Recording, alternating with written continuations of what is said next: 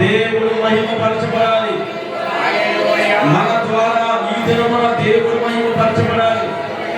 అనేక కోట్లాది కోట్ల దేవదూతల చేత స్తుతిగానం పొందుతున్న దేవుడు ఈ దినమున నీవు నేను చేసే మనమందరము చేసే ఆరాధన ద్వారా మహిమపరచబడాలి. హల్లెలూయా, స్తోత్రం స్తోత్రం.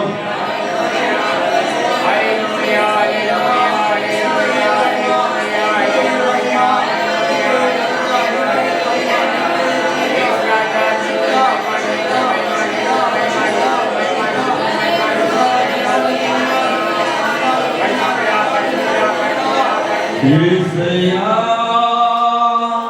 యేసయ్యా యేసయ్యా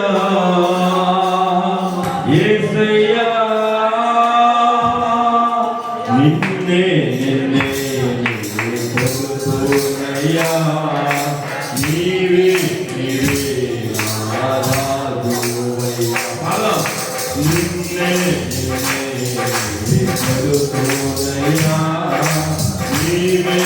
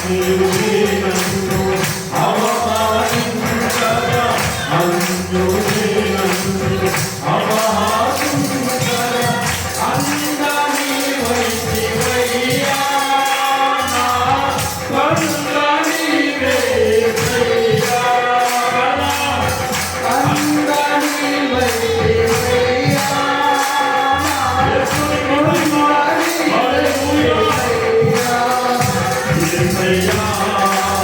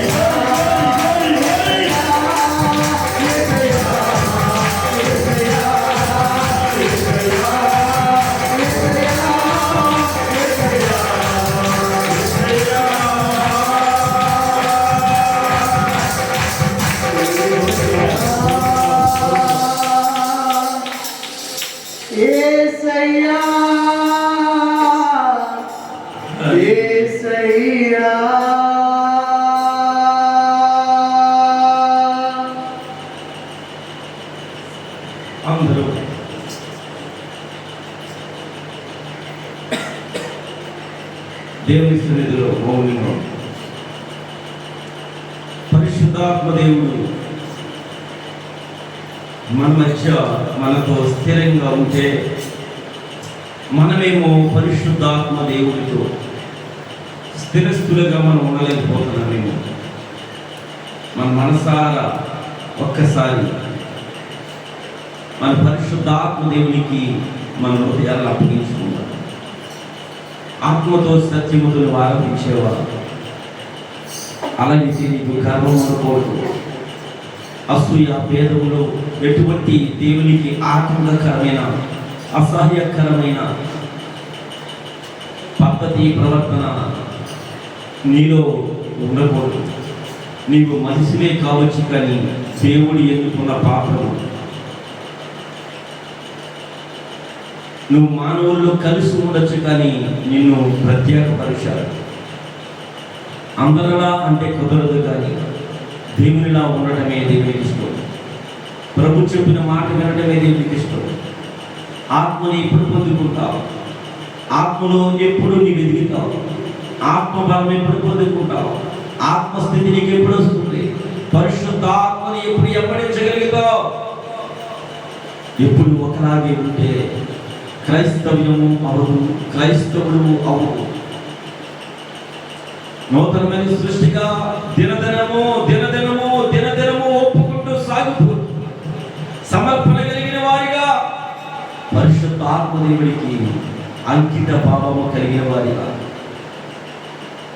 నచ్చేదిమో కాదు, లోక సంబంధము కాదు, పరలోక సంబంధిగా స్థిరమైన హృదయము, స్థిరమైన జీవితం, స్థిరమైన మాట తీరు కలిగి దేవుని మందిరములో నీలో ఒక మంచి యొక్క వాగ్దాన స్థితి కావాలి. దేవునికి మాటిస్తున్నావా? దేవుని సన్నిధిలో దేవుని చెప్పిన మాట మీద స్థిరముగా నిలబడగలుగుతావా? దేవుని మందిరాన్ని నిర్లక్ష్యం చేస్తున్నావా? దేవుని సన్నిధిని నిర్లక్ష్యం చేస్తున్నావా? నువ్వు ఎంత ఎదిగినా ఈ రోజున ఇలాంటి సమయం రాదేమో, కానీ దొంగిలిస్తున్నావు. నీకిష్టమైన రూటులో, మార్గములో, నీకిష్టమైన పద్ధతిలో నువ్వు నడుస్తూ ఉంటే పరిశుద్ధాత్మ దేవునికి ఎలా ఇష్టమవుతుంది? ఆలోచించేవారు. నీకిష్టమైన మార్గములో నీ స్వబుద్ధితో నువ్వు నడిస్తే దేవుడు, పరిశుద్ధాత్మ దేవుడు తన చిత్తములో నడిపిస్తున్నాడని ఎలా అనుకోగలవు? దేవుడి చిత్తము కాదు, నీ యొక్క సొంత ఆలోచన, నీ స్వబుద్ధి, నీ సొంత నిర్ణయాలతో దేవుడి నడిపించిన వ్యక్తి రూపము, దేవుడి నడిపించే వ్యక్తి నడక, దేవుడి నడిపించే వ్యక్తిలో మాట, దేవుని నడిపించే వ్యక్తిలో వ్యక్తిత్వము సపరేట్గా ఉంటాయి. మరి నీవు ఈ దినమున పరిశుద్ధాత్మ దేవుడిని బాధ పెట్టేవాడిగా, కృంగదీసేవాడిగా నువ్వు ఉన్నావా? లేక పరిశుద్ధాత్మ దేవుడిని ఆహ్వానించి సన్మానించి నీ ప్రవర్తన, నీ మాటలతో, దేవుని సన్నిధికి, దేవుని మాటకి ఇచ్చిన విలువతో నీవు గణపరుస్తున్నావా? దూరం అవుతున్నావా? దగ్గర అవుతున్నావా? ఒకసారి ఆలోచన చేసుకో. ఏదో వచ్చాము, 2 పాటలు పాడాము, ఆరాధించాము, వాక్యం మేము వెళ్ళిపోతున్నాం. ఇదేనా క్రైస్తవ్యం అంటే? ఒకరి మీద ఒకరు, ఒకరి మీద ఒకరు, అందరూ ఒకటి కాదు. ఇక్కడ దేవునికి మాత్రమే అందరం ఒకరం, కానీ ఒక్కొక్కరు ఒక భావం ఉండొచ్చు. నీ మట్టికి నీవు నీ దేవుడికి ఎలా సమర్పించుకున్నావు అనేదే ఇక్కడ ముఖ్య ఉద్దేశం. నీకు నీవుగా నీ దేవుని యొద్ద నీవు నమ్మకంగా ఉన్నావా లేదా? ఆత్మతో సత్యముతో కూడిన ఆరాధన నీవు చేస్తున్నావా? నీలో ఆత్మ లేకపోతే ఆత్మతో సత్యముతో నీ దేవుని ఎలా ఆరాధించగలవు? పరిశుద్ధమైన తండ్రికి ఇష్టం లేకపోతే ఎలా ఆరాధించగలవు? దేవుడిని ప్రేమించేవారు దేవుని మందిరాన్ని ప్రేమిస్తారు. దేవుని ప్రేమించేవారు దేవుని వాక్యాన్ని ప్రేమిస్తారు. దేవునితో కలిసి జీవించడానికి ఇష్టపడతారు. సమయాన్ని వృధా చేసుకోకుండా అజ్ఞానంలో ఉండడానికి ఇష్టపడరు. సమయం పోనెవరు, ఎందుకంటే చాలా విలువైనదని గమనిస్తారు. ఒక దినము 1000 దినములతో శ్రేష్టకరం దేవుడు పోల్చి తెలియజేశాడు. కానీ ఈ దినమున ఇంత పెద్ద నిర్లక్ష్యం నీలో ఉంది. దుష్టులతో కలిసి, దుర్మార్గులతో కలిసి, లోకముతో కలిసి లోకములో జరుగుతున్న వాటికి సంచరిస్తున్నావేమో, వారి అలవాట్లలో మారిపోతున్నావేమో, దుష్ట సాంగత్యము చేసి వారి యొక్క పద్ధతుల్లో వెళ్ళిపోతున్నావేమో, దేవుని మందిరపు వాక్యపు విధులని పాటించలేకపో, గుర్తించలేకపోతున్నావేమో, అవమానపరుస్తున్నావేమో. వారు నీతో రారు, కానీ నీవు వారితో వెళుతూ ఉన్నావంటే, వారితో సాగుతున్నావు, వారి మాట వింటున్నావు, వారితో ఎక్కువ సంభాషణ చేస్తున్నావు అంటే నీలో దేవుని వాక్యం నెరవేరట్లేదు. దేవుని వాక్యం చెప్తుంది, దుష్టుల ఆలోచన చొప్పున నడవకూడదు, పాపుల మార్గంలో నిలవకూడదు.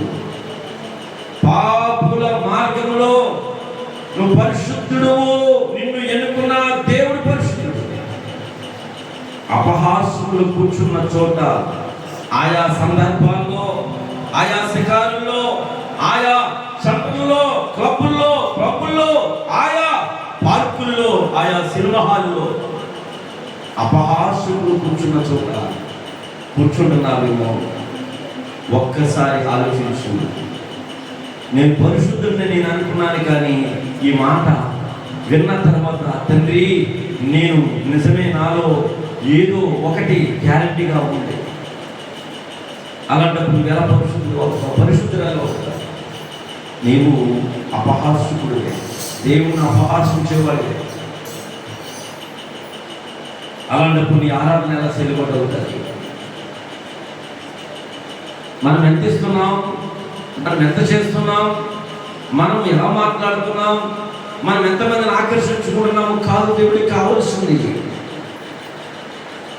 నువ్వు ఎంత శుద్ధముగా పరిశుద్ధముగా జీవిస్తున్నావో, దేవునికి ఇష్టమైన రీతిలో ఉన్నావో, అదే దేవుడికి ఇష్టం. అలాగే ఆరాధించాలి. ఈ రోజున ఆరాధనలు ఆరాధించేవారు అలా లేదేమో, మార్చుకోండి.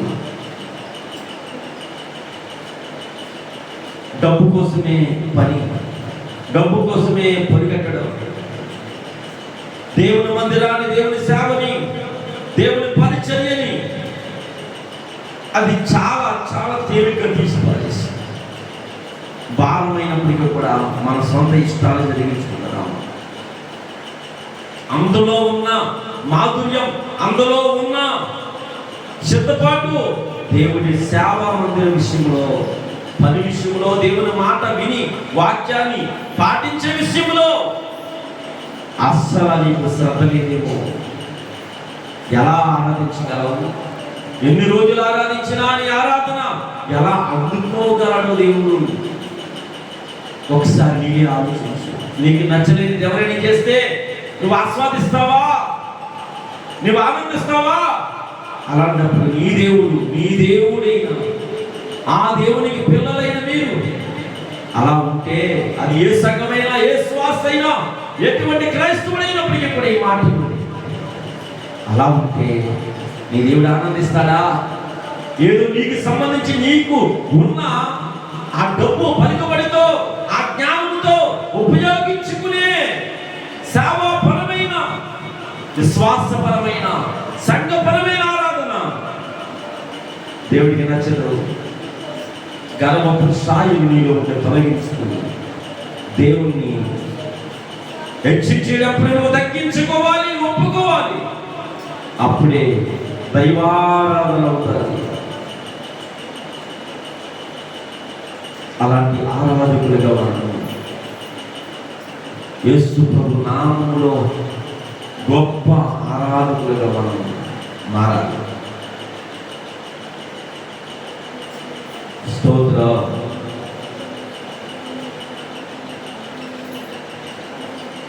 పరిశుద్ధుడా తండ్రి, గొప్ప దేవుడా, ఇంతవరకు మాకు తోడుగా ఉంది. పాటల ద్వారా మమ్మల్ని నడిపించు.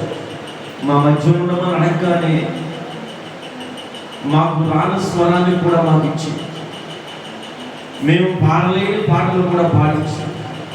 నీ సన్నిధిలో నువ్వు మహిమ పొందావని, మీరు మాత్రమే మహిమ పొందారని నమ్ముతున్నాను తండ్రి.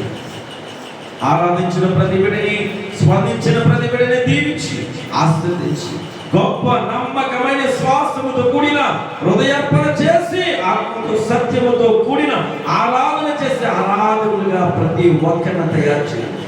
నమ్మకమైన బిడ్డలుగా తయారు చేయండి. నీ సన్నిధికి పునాదులుగా తయారు చేయండి ప్రభువా. నీ రాజ్యానికి మంచి జీవితంగా ఆత్మశుద్ధిని, ఆత్మ ప్రసన్నత కలిగి ఉన్న వారిగా ఉంచి పరిశుద్ధపరుస్తారని, పవిత్రపరుస్తారని, నీ రాజ్యానికి అనుకూలమైన పిల్లలుగా మమ్మల్ని ఇప్పుడే మార్చండి ప్రభువా. నీ సన్నిధిలో మేము ఉండడానికి, నీ సన్నిధికి మేము రావడానికి ఇష్టమే.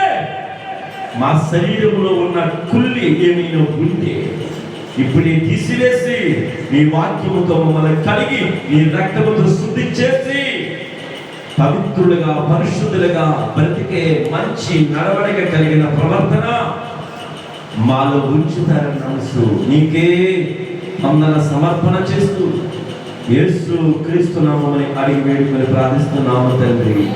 ఆమేన్. హల్లెలూయా. అందరూ